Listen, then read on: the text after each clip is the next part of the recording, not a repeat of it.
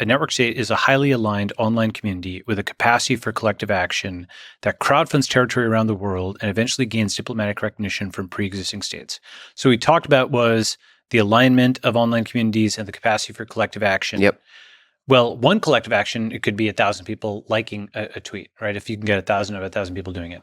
But a much higher level, much higher bar is 1,000 people crowdfunding territory and actually living together, just like people currently— In physical space. And not all in one place. That's critical. Just like Bitcoin is a decentralized currency, the network state is a recipe for a decentralized state-like entity, okay? Where it starts with, for example, two people just get, they become roommates. They meet in this community, they become roommates. Okay, they get a place together. Or 10 people get a group house. Or eventually 100 people just buy a small apartment building together. And guess what? They start getting equity, not just paying rent. Okay, these are all people who share their values. And now they can crowdfund territory together. Now, of course, they don't just jump straight from 1,000 people liking something to 1,000 people crowdfunding something. What I describe in the middle is you do a lot of meetups. You get to know these other people before you decide to live, collectively with them. But once you live with them, you start to get a network effect. For example, if those 100 people want to learn Spanish or Turkish or Vietnamese, they could all have a building where they're doing Vietnamese immersion, right? And that's something which they get a benefit from being physically around the other people that the pure digital wouldn't give them to quite the same extent, right? And so crowdfunds territory around the world, crucially, not just one place, they're all connected by the internet. Just like Hawaii is 2,000 miles away from the continental US, but both sides think of them as American, both the people on Hawaii and people in the continental US. What's the role of having to have territory? Why? If most of the exchange, so presumably as technology gets better and better, the communication, the intimacy, the exchange of ideas all happens in a digital world. What's the importance of being able to crowdfund territory? Well, because we're still physical creatures. You can't reproduce yet digitally, right? There's still lots of So things. it's all about sex. Well, that's got to be part of it. You're going to want to reproduce. Are we right? talking about Yeah. a cult? Well, So, it's, like, not, it's not a cult. It's not a cult. You know Why what's not a can't cult? you just take a trend? Why is it not a cult? It's not a cult because a cult is very internally focused and it tries to close its members off from the outside world. This is much more how America itself was populated, where there were lots of towns, like Penn is named after William Penn, or the founder of Texas, like Sam Houston, right? Lots of towns like the Oneida Commune in northern New York, they recruited and they became a town, and they became actually the Oneida glassware company, kind of makes glassware out of there. All of these communities that were opt-in voluntary communities were not simply like cults that were closed off from the world. They were meant to set an example to the world of what virtuous living looked like. And they were trying to recruit from the rest of the world. They were exporting goods to the rest of the world, right? So it is, it's, yes, reproduction, it's, marriage and kids and so on, but it's also just hanging out. And it is just, the physical world is very high bandwidth. There's lots of stuff, it's fun to just go and have a dinner in person, just to hang out, to build things. Moreover, there's also lots of innovation that can only take place in the physical world. Look, one of my sayings in the book is cloud first, land last, but not land never. Right. Okay. In many ways, one of the problems the book solves is Thiel's problem of, we have innovation in bits, but not in atoms, right? We can build $1 billion company online, but we need 1 billion permits to build a shed in San Francisco, right? How do you reconcile that? Well, what is stopping the innovation in atoms? It is a thicket of regulations. What are those regulations? Ultimately, a social construction. If you lean into the whole deconstructionist school of thinking, you can deconstruct and then reconstruct the state itself, given sufficient social consensus online. Okay, if the population of Nevada had 100% consensus, you could just dissolve every law in Nevada in theory and then build new ones. Okay, so the online consensus of getting people to agree on something is upstream of what happens offline. So once you have consensus in bits, the human consensus, also, cryptographic consensus, cryptocurrency consensus, then you can reshape the world of atoms. The reason we can't reshape the world of atoms right now is because you don't have that consensus of minds, okay? For example, in SF, anything you do, there's going to be 50% of people who are against you. That's just a recipe for gridlock. Whereas if you have a bare piece of land that everybody agrees on, you can get, 70,000 units get set up in Burning Man in just a few days. Okay, that's the power of when you actually have human consensus. And one way I talk about this also in the book a little bit, and this I'm going to go much more into detail into V2, I think of this as 100% democracy as opposed to 51% democracy. 51% democracy, which is the current form of government, is 49% dictatorship. Because the entire premise of democracy is about the consent of the governed, right? That's actual legitimating underpinning principle. And insofar as 49% did not consent to the current, president or prime minister or whatever, let's say presidential system, first past the post, okay? Insofar as 49% did not consent, or in a prime minister system, it could be like 60% or more didn't consent to the current leader. Mm-hmm. Those folks are having something imposed on them that they literally did not vote for. Moreover, campaign promises are non-binding. So whatever they voted for, they can effectively be defrauded. The actual voter fraud is when a politician promises X but does not do it. It's as if you bought a can of orange juice and you drink it, it's milk, or it's nothing, right? So all of that is routinized. All of that is accepted. We have this thing which is just the minimum possible amount of democracy of 51%. Okay. And what happens is then that 50% tries to ram something down the 49%'s throat. And then the next election, it's now 51-49 the other way. And then they ram it back. And that's how you get this seesaw that is just splitting countries apart, right? The alternative to that is you build a consensus online, you go and get some godforsaken patch of territory. Actually, the worse the territory, the better. Why? Because it's like Burning Man. Nobody cares, right? The nicer the piece of land, the more the people are going to argue about it. But Starlink has repriced the world. Basically, all kinds of pieces of territory that were previously, they're far away from natural ports, they're far away from natural resources, all kinds of pieces of territory around the world now have satellite internet. And so what you can do is, again, the map is being reopened, right? What we were talking about earlier. The map is being reopened. You can gather your community online. They're now capable of collective action. You can point here. This place has great Starlink coverage. You go there like the Verizon guy, can you hear me now? Good, right? You see that the coverage is good there. You drive out there, you test it out. Maybe you do it with mobile homes first, right? This, by the way, is its own thing. There's YIMBY and there's NIMBY and there's YIMBY, but I actually also like HIMBY. Okay. Mm-hmm. Do you know that? Let's go. NIMBY, YIMBY, HIMBY. What are those? So NIMBY is not in my backyard. Don't build in cities. YIMBY is let's build high density buildings, really tall buildings, and so on in cities. There's a third version, which is HIMBY, it's my little coinage, which is horizontal sprawl is good. Mm-hmm. Why horizontal sprawl? Because to build a skyscraper, to build a tall building in a city, you have this enormous permitting process, all of this stuff which has to get done. It's expensive, it's time consuming. The way that cities were built, if you go back to the V1, what does the startup city look like? It looks like something like Burning Man. It looks like the cities of the Wild West. They were not multi-story buildings, right? They were basically things that were just like one story, and someone could have it there in the dust, and then you build roads and stuff between them, and they can move them around. It was a much more dynamic geography. And so when you have that as a vision of what a startup city looks like, right? Now you've got something, there's a company I found called Kift, which is like van life. There's a lot of stuff in construction that makes this feasible. There's so-called man camps for fracking, where people can just do like companies like Agreco, they provide power. You can bring water, all this stuff on site. So it's easy to actually snap this stuff to grid, relatively speaking. If you've got horizontal space, you pick this space, you crowd from the territory, now you've got a city. Okay, and the last bit is eventually gains diplomatic recognition from pre-existing states. And this is the part that people, different people will be with me up to this point, and then they'll say, okay, that's a part I disagree with, or how are you going to ever do that, right? They'll say, yeah, you can build an online community. I believe you can get them to do collective action. And of course, people have crowdfunded land and moved it together. You're doing it at a larger scale. All that I believe. How are you possibly ever going to gain diplomatic recognition from pre-existing states? You dumb, delusional tech bro, right? That's a common thing. Okay. That's about the tone of it as well, right? Mm-hmm. And so first I would say sovereigns are already out for business. They're inking deals, okay? Nevada inked a deal with Tesla to build a Gigafactory. El Salvador has Bitcoin as its national currency. Wyoming has done the DAO law, where Ethereum is now recognized, where you can have on-chain incorporations that are recognized by Wyoming law. Virginia and New York negotiated with Amazon for HQ2. Tuvalu signed a deal with GoDaddy for the .tv domain.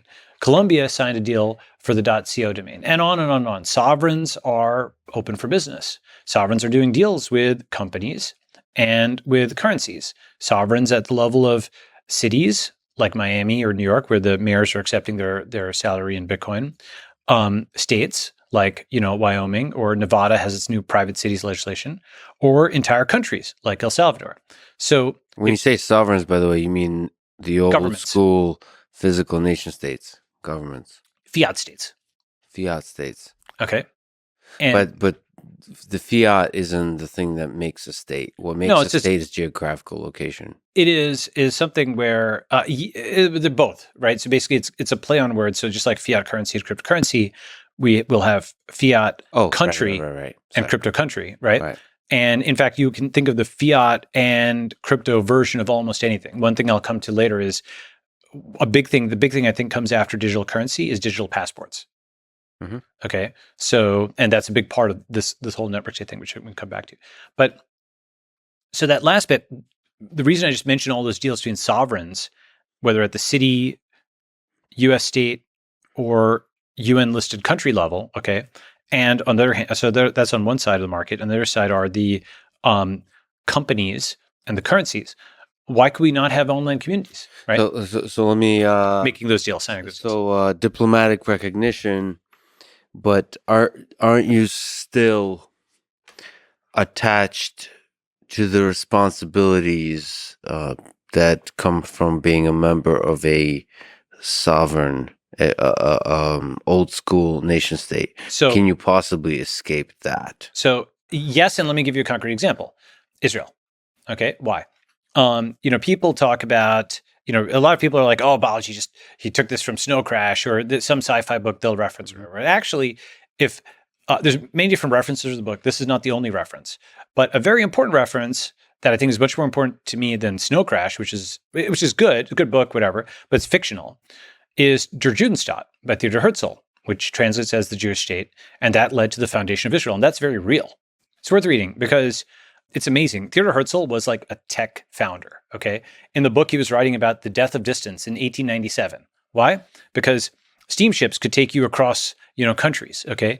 And he's just, amazingly smart and practical guy where he just handled all these various objections. And he said, look, the Jewish people, our choices are either A, assimilate and give up the culture, or B, some people are thinking communism is a good idea. I disagree with that. We should do C, build our own country, right? And that was considered totally crazy. But what he did was he A, wrote a book, B, started a fund, C, organized a semi-annual conference, the World Zionist Congress, and the fund and the Congress are still going today.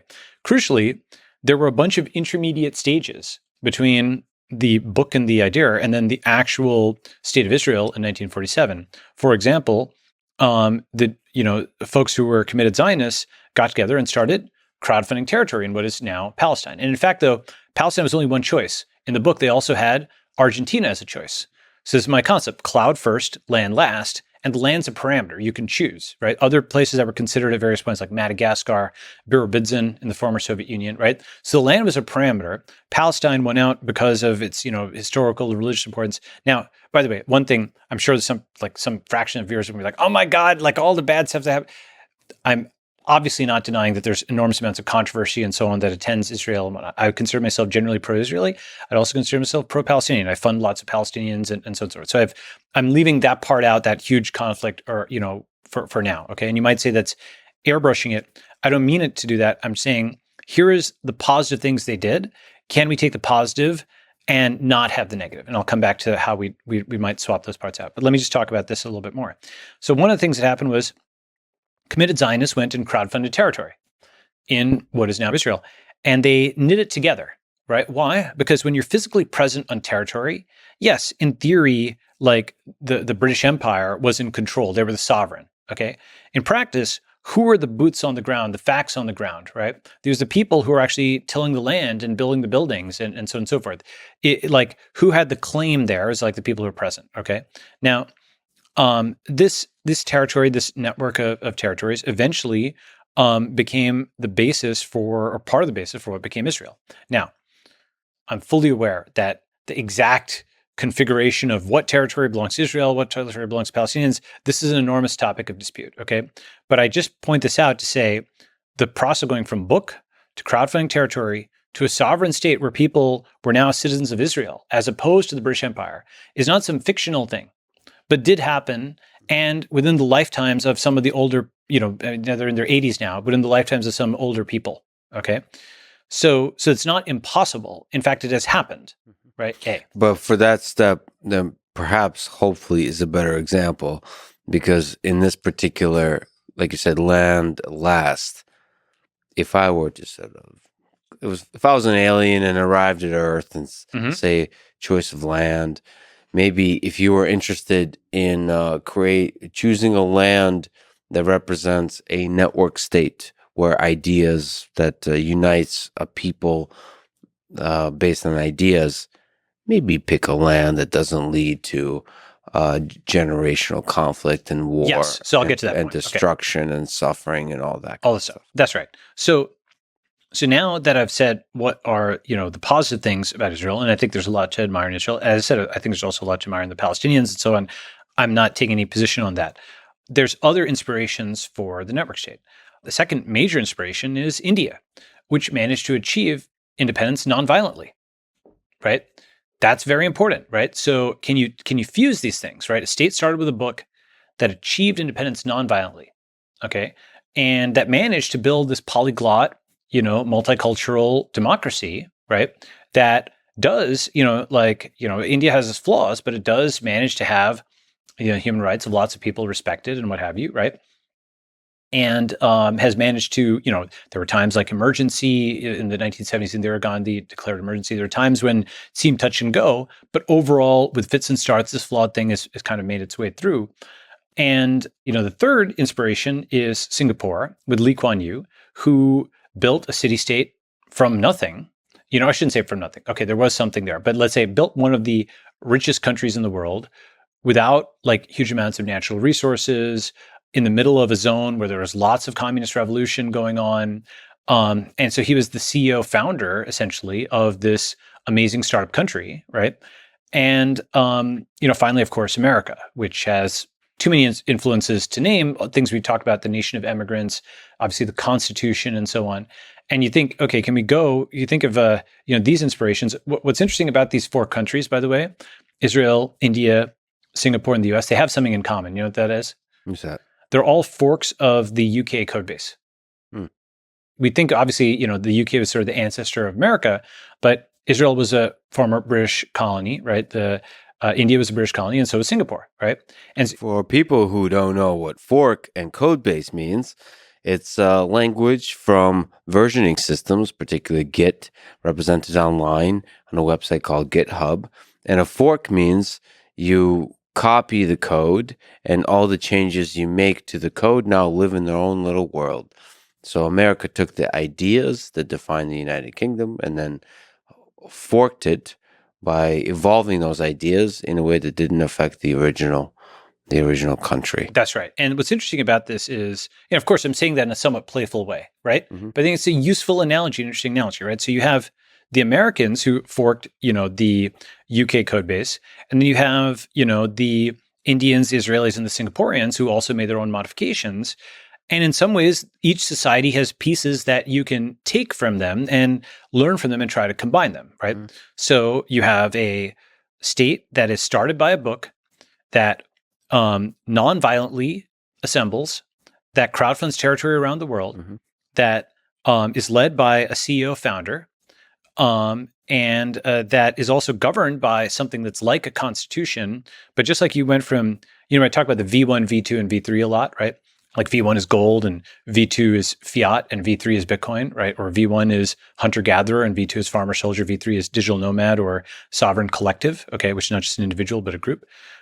Here, V1 is UK common law. They don't have a constitution. It's just all precedent going for many years, right? V2 is the US Constitution, and V3 is the smart contract, the social smart contract, which is a fusion, obviously, of Rousseau's concept of the social contract and the smart contract. The social smart contract is like written in code, okay? So it's like even more rigorous than the Constitution. And in many ways, you can think of going from the United Kingdom of England, Wales, Scotland, and Northern Ireland, the United States of America, the network states of the internet, okay, where you go from the rights of Englishmen with the Magna Carta to Europeans, African Americans, all the immigrants to the Americans or the North America. Then you go to all the people of the world, and so you basically are more democratic and you're more capitalist because you're talking about internet capitalism, not just nation state lock capitalism. In a sense, it's the V3, right? Another way, it's the V3. Only about 2% of the world is over 35, native-born American, can qualify to be president of the United States. But 100% of the world, you could become the president of a network state. There might be a, Palestinian Washington or a, Brazilian Hamilton, right? And now, rather than say, okay, maybe you have a small percentage chance of immigrating to the US and a small percentage chance of your descendant, becoming president, now we can just say you can start online. And you know what? Maybe this person is so exceptional, they have Americans coming to their, network state, right? You don't think that kind of thing is possible with like the rich get richer in the digital space too? The people with more followers have friends that have followers, and they like. I don't think it's the rich get richer. I think what happens is, so this is an important concept. It's multi-axis, right? That is to say, for example, just the introduction of the Bitcoin axis, right? And those, because it didn't exist pre 2009, now it exists. Those people who are rich in BTC terms are only partially correlated with those who are rich in USD terms. There's all these folks who essentially BTC is Bitcoin and USD is US dollar. Yes. So that's a new axis, and ETH is yet another axis, right? Ethereum, ETH is Ethereum. Right. So you are essentially getting new social systems, which are actually net inequality decreasing, because before you only had USD millionaires, and now you have a new track, and then another track, and another track, right? You have different hierarchies, different ladders, right? And so on net, you have more ladders to climb. And so it's not the rich getting richer. In fact, old money, in some ways, is a last to cryptocurrency. Mm-hmm. Old money and old states, I think, those people who are the most focused on, you might call it reform, I would call it control. Okay. The most focused on control of the old world, who have the least incentive to switch, the rich will get poorer, because it will be the poor or those who are politically powerless, politically poor, who go and seek out these new states. Yeah, I didn't mean in the actual money, but yes, okay, there's other ladders. I meant in terms of influence, political and social influence in these new network states. You I think said that basically anybody can become president of a network state. Just like anybody can become CEO of a startup company. Of course, whether people follow you is another matter, but anybody can go and found one. Go ahead. Sorry. Oh, from the perspective that anyone can found one. Mm-hmm. Anyone can found. I see. We don't think it's implausible that somebody from Brazil or Nigeria. I mean, most quote billionaires in the world are not American. And in fact, actually, here's another important point. It's far easier to become a tech billionaire or a billionaire period, than become president of the United States. There's less than 50 US presidents ever, all time. Mm-hmm. Okay. It is a much more realistic ambition to become a billionaire than to become president. There's like thousands of billionaires worldwide. In fact, 75% of them are outside the US. And many of those have been, some of them are like energy and oil, which is often based on political connections, but a very large chunk of the rest are tech. Okay. And that's something where you're mining, but you're mining online by hitting keys as opposed to with a pickaxe, in granite, right? So the point is that we think it's totally understandable today for there to be a, huge founder who comes out of Vietnam or, South America, like that, like you can name founders from all over the world, right? Exceptional people can rise from all over the world to run giant companies. Why can they not rise to run giant new countries? And the answer is we didn't develop the mechanism yet, right? And just as another example, I talk about this in the book. Vitalik Buterin is far more qualified than Jerome Powell, right? Or anybody at the Federal Reserve. He actually built and managed a monetary policy and a currency from scratch, okay, as a 20-something, right? Obviously, that's a more accomplished person than somebody who just inherited an economy. This is a lot of people can push back at that and say that the people that initially build a thing aren't necessarily the best ones to manage a thing once it scales and actually has impact. Sometimes, but Zuck has done a good job of both. I think Vitalik has done a good job of both, right? But that's not an inherent truth. Well, so actually, if you built the thing, you will be the best person to run it. I will agree with you on that. And actually, I talk about this in the book, or I've got an essay on this called Founding versus Inheriting, okay?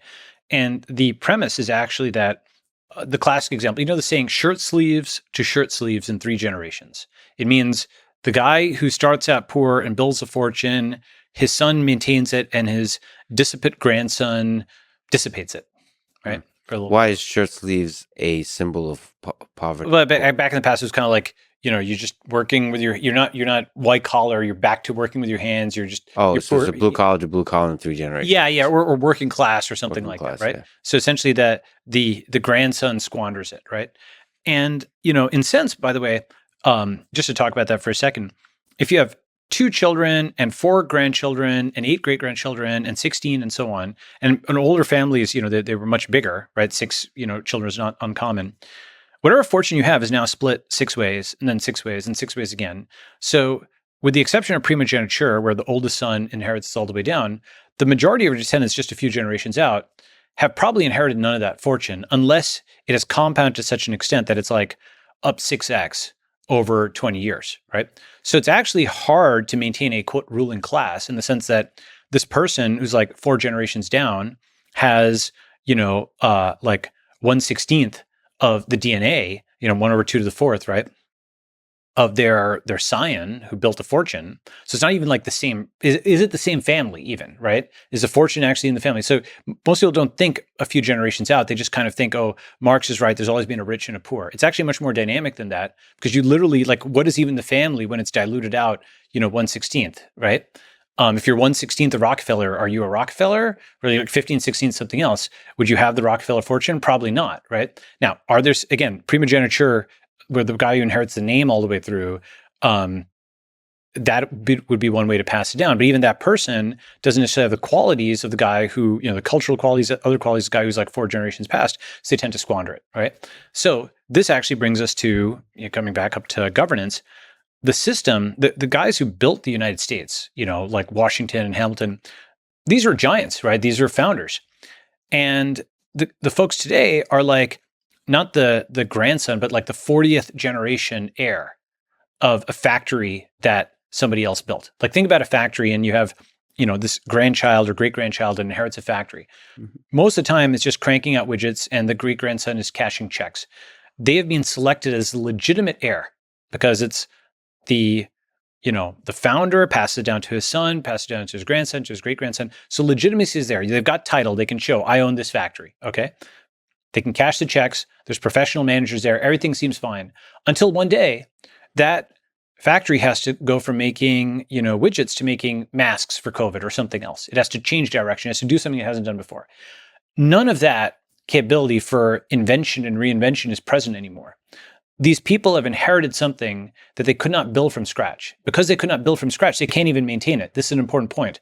The ability to build from scratch is so important because if some part breaks and you don't know why it was there, can you even maintain it? No, you can't.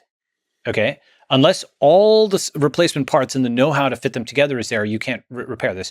So in 2009, Mother Jones had a story that said that the US military had forgotten how to make some kinds of nuclear weapons because there was a part where all the guys who knew how to make it had like aged out or left. Mm-hmm.